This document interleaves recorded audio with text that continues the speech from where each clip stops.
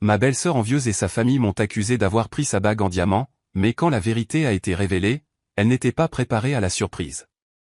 Moi, Clémence, 29 ans, suis mariée à mon mari Antoine, 31 ans, depuis 5 ans. Nous avons une bonne relation et une vie confortable. Antoine a une sœur, Sophie, 33 ans, qui est mariée à son mari Marc, 35 ans, depuis 8 ans. Sophie et moi ne nous sommes jamais vraiment bien entendus. Dès le jour où Antoine m'a présenté à sa famille, Sophie a semblé avoir un problème avec moi. Au début, je pensais que c'était simplement parce qu'elle était protectrice envers son frère, mais avec le temps, j'ai réalisé qu'il y avait plus que ça. J'ai grandi dans une famille de classe moyenne, mes parents ont travaillé dur pour subvenir à mes besoins et à ceux de mes frères et sœurs. Nous n'avons jamais eu de luxe, mais nous avions tout ce dont nous avions besoin. Je suis allé à l'université grâce à des bourses et j'ai travaillé à temps partiel pour payer mes dépenses. Après l'obtention de mon diplôme, j'ai trouvé un emploi dans une entreprise technologique et j'ai gravi les échelons. Sophie, en revanche, venait d'une famille riche. Elle n'a jamais eu à se soucier de l'argent et a obtenu tout ce qu'elle voulait. Elle est allée dans une université privée coûteuse, puis a épousé Marc, qui venait également d'une famille aisée. Sophie ne travaillait pas et passait son temps à faire du shopping, à aller dans des spas et à assister à des événements sociaux. Quand Antoine et moi avons commencé à sortir ensemble, Sophie a clairement fait savoir qu'elle ne pensait pas que j'étais assez bien pour son frère. Elle faisait des commentaires désobligeants sur mes vêtements, mon travail et mes origines. Elle essayait souvent de caser Antoine avec ses amis riches, même s'il sortait avec moi. Malgré l'attitude de Sophie, Antoine et moi nous sommes mariés. Notre mariage fut simple mais beau. Nous l'avons payé nous-mêmes et avons eu une petite cérémonie avec des amis proches et de la famille. Sophie s'est plainte de tout au mariage, de la nourriture aux décorations. Elle a même porté une robe blanche, ce que j'ai choisi d'ignorer pour éviter les drames. Après notre mariage, la carrière d'Antoine a décollé. Il a été promu plusieurs fois et a commencé à gagner un bon salaire. Nous avons pu acheter une belle maison et partir en vacances. Cela a semblé rendre Sophie encore plus jalouse. Elle comparait constamment nos vies aux siennes, essayant toujours de nous surpasser. Le mois dernier, les parents d'Antoine ont invité toute la famille à passer un week-end dans leur maison au bord du lac. Je ne voulais pas y aller à cause de Sophie, mais Antoine m'a convaincu que ce serait bon pour les liens familiaux. Le premier jour s'est bien passé. Nous sommes tous arrivés le vendredi soir et avons dîné ensemble. Sophie me parlait à peine, ce qui me convenait. Le samedi matin, nous sommes allés nager dans le lac. Après le déjeuner, Sophie a suggéré que nous jouions tous à des jeux de société. Pendant que nous jouions, Sophie n'arrêtait pas de montrer sa nouvelle bague en diamant.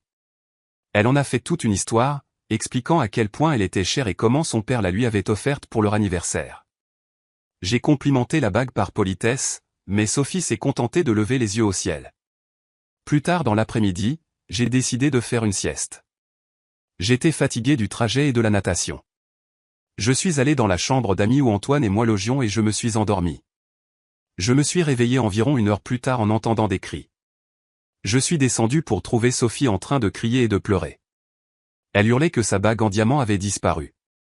Tout le monde essayait de la calmer et de l'aider à la chercher.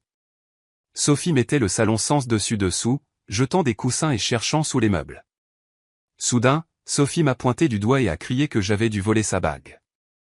Elle a dit que j'étais jalouse de sa bague et que je la voulais pour moi. J'ai été choqué et j'ai nié immédiatement. Antoine m'a défendu, disant que je ne ferais jamais une telle chose. Sophie a insisté sur le fait que j'étais la seule à avoir été seule dans la maison pendant que tout le monde était dehors. Elle a exigé que je vide mes poches et que je lui montre mes sacs. J'ai été humilié mais j'ai obéi pour prouver mon innocence. La bague n'était pas là, mais Sophie n'était pas satisfaite. À mon horreur, Marc s'est joint à elle et m'a accusé d'avoir caché la bague quelque part. Il a dit que je devais l'avoir prise par jalousie et a suggéré de fouiller notre chambre. Je n'arrivais pas à croire ce qui se passait. J'ai cherché le soutien des parents d'Antoine, mais ils semblaient incertains. Le père d'Antoine a suggéré que nous fouillions tous la maison minutieusement. Nous avons passé des heures à chercher partout, mais la bague n'est pas apparue. Au fur et à mesure que le temps passait, je pouvais voir le doute s'insinuer dans les yeux de chacun, même la mère d'Antoine, qui avait toujours été gentille avec moi, me lançait des regards suspicieux. À l'heure du dîner, l'atmosphère était insupportable. Sophie pleurait toujours et Marc la réconfortait tout en me fusillant du regard. Les cousins d'Antoine chuchotaient entre eux, et je sentais leurs regards accusateurs. Le point de rupture est arrivé lorsque le père d'Antoine a pris Antoine à part. J'ai entendu qu'il disait à Antoine de prendre ses responsabilités et de me faire rendre la bague ou de la payer. Il a dit que la bague valait des milliers d'euros et que Sophie était dévastée. Antoine a perdu son sang-froid. Il a crié à son père, disant qu'il ne pouvait pas croire que sa propre famille m'accuserait sans aucune preuve. Il a hurlé que j'étais innocente et que Sophie avait probablement simplement égaré la bague. Cela a conduit à une dispute houleuse où tout le monde a pris parti. J'avais le mal de mer. Je n'arrivais pas à croire ce qui se passait. Je n'avais jamais rien volé de ma vie et maintenant j'étais traité comme une criminelle par la famille de mon mari. Au milieu de la dispute, Antoine m'a pris la main et a dit que nous partions. Il a dit à sa famille qu'il était déçu de tous d'avoir tiré des conclusions hâtives et de m'avoir traité de cette façon. Nous avons rapidement fait nos valises et sommes partis malgré les protestations de ses parents. Sur le chemin du retour, Antoine était furieux. Il n'arrêtait pas de s'excuser auprès de moi et de dire qu'il ne pouvait pas croire que sa famille ferait ça. J'étais sous le choc et je ne savais pas quoi dire. Je me sentais coupable d'avoir provoqué cette déchirure dans la famille d'Antoine, même si je savais que je n'avais rien fait de mal. Quand nous sommes rentrés à la maison, le téléphone d'Antoine était inondé de messages de sa famille. Sophie exigeait que nous payions la bague. Marc avait envoyé un long SMS m'accusant de ruiner leur vie à cause de ma jalousie. Les parents d'Antoine lui demandaient d'être raisonnable et de revenir pour arranger les choses. Antoine a bloqué tous leurs numéros cette nuit-là. Il a dit qu'il ne voulait parler à aucun d'eux tant qu'il ne s'excuserait pas auprès de moi. Mais je pouvais voir à quel point cela le blessait. Il aimait sa famille et cette déchirure le rongeait. Une semaine s'est écoulée et la situation ne s'est pas améliorée. Sophie a posté sur les réseaux sociaux que j'avais volé son précieux cadeau d'anniversaire. Certains membres de la famille élargie d'Antoine nous ont contactés, nous exhortant à faire ce qu'il fallait et à payer la bague pour maintenir la paix. Je suis désemparé. Je sais que je n'ai pas pris la bague, mais je n'ai aucun moyen de le prouver. Antoine me croit, mais je peux voir le poids que cela a sur lui. Il a perdu du poids et ne dort pas bien. Il envisage même de changer de travail pour que nous puissions déménager dans une autre ville et échapper à tout ce drame. Une partie de moi se demande si nous devrions simplement payer la bague pour que tout cela disparaisse, mais c'est beaucoup d'argent et, plus important encore, ce serait admettre quelque chose que je n'ai pas fait. J'ai peur que si nous cédons maintenant, Sophie me le reprochera éternellement. Je n'ai jamais voulu me mettre entre Antoine et sa famille. Malgré nos différences, j'ai toujours espéré que Sophie et moi pourrions nous entendre un jour. Maintenant, il semble que cela n'arrivera jamais. Je ne sais pas quoi faire. Dois-je insister sur mon innocence, même si cela signifie qu'Antoine perd sa famille? Devrions-nous payer la bague pour maintenir la paix? Comment puis-je prouver que je n'ai rien pris alors qu'il n'y a aucune preuve dans un sens ou dans l'autre? Toute cette situation a été un cauchemar. J'ai perdu le sommeil, je ne peux pas me concentrer au travail et je suis constamment anxieuse. Antoine dit qu'il me soutiendra quoi qu'il arrive, mais je peux voir à quel point cela le blesse aussi. Alors, cher lecteur, devrais-je admettre avoir volé une bague que je n'ai pas prise ou la payer? Que feriez-vous dans ma situation? Comment puis-je arranger ce désordre sans compromettre mon intégrité? Mise à jour, cela fait 3 mois depuis mon dernier message et beaucoup de choses se sont passées. Je ne m'attendais jamais à ce que les choses se déroulent comme ça, mais je suis soulagé que la vérité ait enfin éclaté. 2 semaines après l'incident à la Maison du Lac, j'ai reçu un appel de la cousine d'Antoine, Léa. Elle a dit qu'elle avait des informations sur la bague disparue de Sophie et qu'elle voulait me rencontrer en personne. J'ai hésité au début, mais Léa a insisté sur l'importance de la rencontre. Nous nous sommes rencontrés dans un petit café le lendemain. Léa avait l'air nerveuse et ne cessait de jeter des coups d'œil autour d'elle, comme si elle craignait que quelqu'un ne nous entende. Elle m'a dit qu'elle avait entendu quelque chose de choquant d'Angèle, la petite amie d'Étienne. Étienne était le meilleur ami de Marc. Selon Léa, Angèle lui avait confié que Marc était celui qui avait pris la bague de Sophie. Apparemment, Marc et Étienne s'étaient impliqués avec un usurier pour une entreprise. Ils avaient emprunté une grosse somme d'argent, mais au lieu de l'investir, ils l'avaient tout dépensé en jeux de hasard et en fêtes à Las Vegas. Quand il fut temps de rembourser le prêt, ils étaient fauchés. En désespoir de cause, Marc a volé la bague de Sophie et l'a vendue pour rembourser partiellement la dette. Il a ensuite utilisé la réunion de famille comme une opportunité pour simuler la disparition de la bague et me blâmer. J'étais stupéfaite. Je n'arrivais pas à croire ce que j'entendais. Une partie de moi était soulagée de ne pas être folle, de ne pas avoir vraiment pris la bague, mais une autre partie de moi était en colère que Marc fasse ça à sa propre femme et me laisse porter le blâme. Léa a dit qu'elle ne savait pas quoi faire de cette information. Elle se sentait coupable de la garder secrète mais avait peur de causer plus de drames familiaux. Je l'ai remercié de me l'avoir dit et lui ai assuré que je gérerais cela avec prudence. Quand je suis rentré à la maison, j'ai raconté à Antoine tout ce que Léa avait dit. Au début, il était sceptique. Il ne pouvait pas croire que son beau-frère ferait une chose pareille. Mais au fur et à mesure que nous en parlions, les choses ont commencé à prendre sens. Nous nous sommes souvenus à quel point Marc avait semblé nerveux pendant tout l'incident de la bague, à quel point il avait été prompt à m'accuser. Antoine a décidé de mener son enquête. Il a commencé par contacter d'anciens amis universitaires de Marc. Il a appris que Marc avait des antécédents de jeux de hasard qu'il avait cachés à la famille. Quelques-uns de ses amis ont mentionné que Marc avait récemment eu des problèmes financiers. Ensuite, Antoine a engagé un détective privé. Cela a pris du temps, mais le détective a réussi à retrouver l'usurier auprès de qui Marc avait emprunté de l'argent. L'homme a confirmé que Marc et Étienne avaient contracté un prêt et avaient récemment effectué un paiement partiel avec une bague en diamant. Antoine était furieux. Il voulait confronter Marc immédiatement, mais j'ai suggéré que nous recueillions plus de preuves d'abord. Nous ne voulions pas que cela se transforme en une autre situation où ce serait seulement notre parole contre la leur. Au cours des semaines suivantes, Antoine a travaillé sans relâche pour monter un dossier. Il a obtenu des relevés bancaires montrant d'importants retraits du compte joint de Marc et Sophie à l'époque de leur voyage à Las Vegas. Il a trouvé des relevés de cartes de crédit avec des frais de casino. Il a même réussi à obtenir des images de caméras de sécurité d'un prêteur sur gage montrant Marc vendant la bague. Une fois que nous avons eu toutes les preuves, Antoine a convoqué une réunion de famille. Il a dit à tout le monde que c'était pour discuter de l'incident de la bague et essayer d'aller de l'avant en famille. Sophie et Marc ont accepté, pensant probablement que c'était une chance pour moi de finalement avouer. Le jour de la réunion, j'étais un faisceau de nerfs.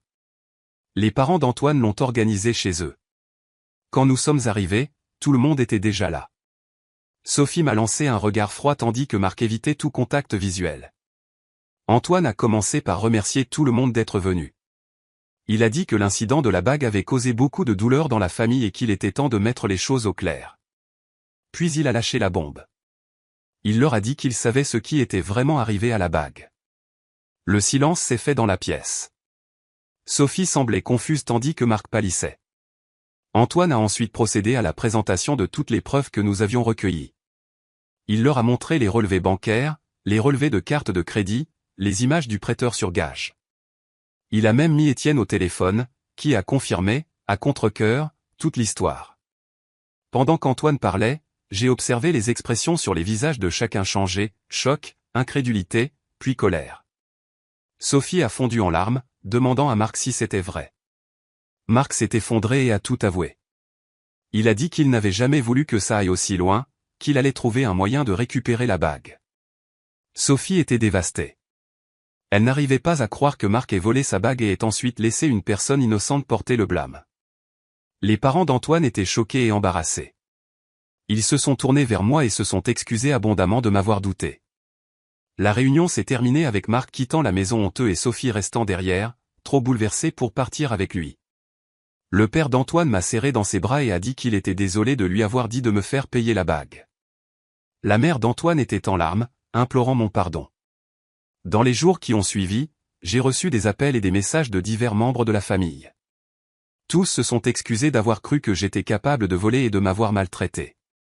Certains ont envoyé des fleurs ou des paniers cadeaux en guise d'offrande de paix. Sophie m'a appelé une semaine après la réunion. Elle s'est excusée de m'avoir accusé et de toutes les choses méchantes qu'elle avait dites et faites au fil des ans. Elle a admis qu'elle avait toujours été jalouse de moi et de ma relation avec Antoine. Elle a dit qu'elle demandait le divorce à Marc et a demandé si nous pouvions prendre un nouveau départ. J'ai été méfiante au début, mais je pouvais entendre la culpabilité sincère dans sa voix. Je lui ai dit que je la pardonnais, mais qu'il faudrait du temps pour reconstruire la confiance. Elle a compris et a dit qu'elle était prête à faire des efforts. Quant à Marc, il a déménagé de leur maison et s'est installé dans un petit appartement. Il a perdu son emploi lorsque son employeur a découvert ses problèmes de jeux de hasard et l'usurier. Aux dernières nouvelles, il assistait à des réunions des joueurs anonymes et essayait de reprendre sa vie en main. Antoine et moi avons eu de longues conversations sur tout ce qui s'était passé. Il se sentait coupable de ne pas m'avoir cru plus fermement dès le début. Je l'ai assuré que je comprenais à quel point la situation avait été difficile et que j'appréciais son soutien tout au long. Nous avons également discuté de notre relation avec sa famille à l'avenir. Nous avons convenu que, tout en essayant de maintenir de bonnes relations, nous serions plus prudents quant à l'implication dans les drames familiaux à l'avenir. Toute cette expérience nous a rapprochés, Antoine et moi. Nous avons réalisé à quel point notre lien était fort et à quel point nous pouvions compter l'un sur l'autre, même lorsque tout le monde doutait de nous. Cela nous a également fait apprécier l'importance de la confiance et de l'honnêteté dans une relation. Sophie a tenu parole concernant son désir d'améliorer notre relation. Elle a commencé à m'inviter à prendre un café ou à déjeuner, juste nous deux. Au début, nos conversations étaient maladroites et guindées, mais avec le temps, nous avons trouvé un terrain d'entente. Elle s'est ouverte sur ses insécurités et la pression qu'elle ressentait en grandissant dans une famille riche. J'ai partagé des histoires sur mes propres difficultés et sur la façon dont j'ai construit ma carrière à partir de zéro. Lentement mais sûrement, les choses ont commencé à changer. Lors des réunions de famille, Sophie ne faisait plus de commentaires désobligeants ou n'essayait plus de me surpasser. Au lieu de cela, elle était amicale et me défendait même lorsque certains des parents plus éloignés évoquaient l'incident de la bague. Les parents d'Antoine se sont démenés pour que je me sente la bienvenue et incluse. Ils appelaient souvent juste pour prendre de mes nouvelles et nous invitaient fréquemment à dîner. Le père d'Antoine m'a même demandé conseil sur certaines questions commerciales, disant qu'il appréciait mon point de vue. Quant à la bague, elle n'a jamais été retrouvée. L'usurier l'avait déjà vendue au moment où nous avons découvert la vérité. Sophie était triste d'avoir perdu le cadeau de son père, mais elle a dit que l'expérience lui avait appris que les choses matérielles n'étaient pas aussi importantes que la confiance et la famille. Léa, la cousine qui m'avait initialement parlé des actions de Marc, est devenue une amie proche. Elle a dit qu'elle admirait la façon dont j'avais géré la situation et qu'elle aurait aimé être assez courageuse pour parler plus tôt. Nous avons commencé à organiser des soirées entre filles régulièrement avec certaines des autres cousines. L'expérience a également changé la façon dont je me percevais. J'ai réalisé que je m'étais toujours sentie un peu incertaine auprès de la famille d'Antoine à cause de mes origines, mais le fait de me défendre et de voir la vérité éclater m'a rendue plus confiante. Je savais que j'avais gagné ma place dans la famille par mes propres mérites, et non grâce à la richesse ou au statut.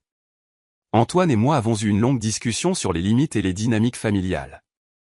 Nous avons convenu que, tout en maintenant des relations avec sa famille, nous serions plus assertifs quant à nos besoins et nos limites. Nous avons également décidé de consulter un thérapeute de couple pour gérer une partie du stress résiduel de toute cette épreuve. De manière surprenante, l'entreprise d'Antoine lui a offert une promotion qui nous obligerait à déménager dans un autre département. Après mûre réflexion, nous avons décidé de l'accepter. Nous y avons vu une opportunité de prendre un nouveau départ, loin de la gêne persistante de l'incident de la bague. Lorsque nous avons annoncé notre décision à la famille, les réactions ont été mitigées. Certains étaient tristes de nous voir partir, tandis que d'autres ont compris notre besoin d'espace. Sophie, en particulier, a semblé déçue mais a dit qu'elle respectait notre décision. Elle a promis de continuer à travailler sur notre relation à distance.